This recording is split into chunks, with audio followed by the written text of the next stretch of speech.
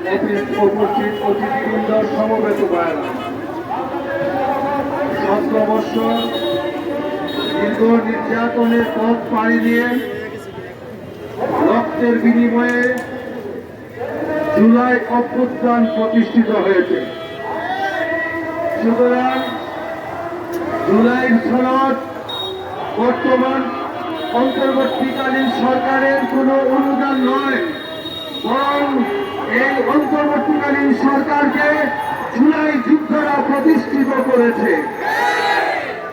সুতরাং জুলাই যোদ্ধাদের সুরক্ষা, জুলাই সনদ অনুযায়ী আগামীর বাংলাদেশ গড়ার জন্য আমরা জুলাই সনদের বাস্তবায়ন এবং আইনি ভিত্তি দেওয়ার জন্য মাঠে আমরা সংগ্রামরত রয়েছি।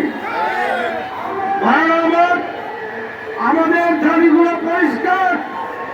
সরকার, অন্তর্বর্তীকালীন সরকার আমাদের দাবির প্রতি যথাযথ সম্মান দেখাবেন।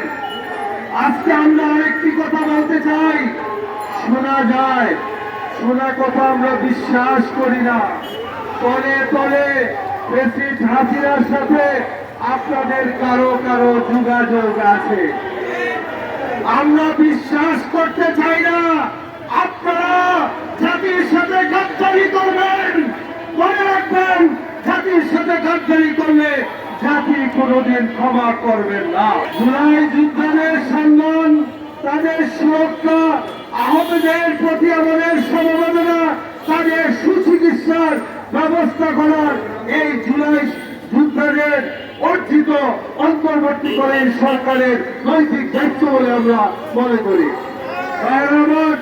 আজকে আমাদের যে 6টি দাবিতে আমরা আন্দোলন করছি, আশা করি সরকার আমাদের দাবির প্রতি পুরোপুরি সমর্থন করে বাস্তবায়ন করবেন, সেই প্রত্যাশায় আমার বক্তব্য শেষ।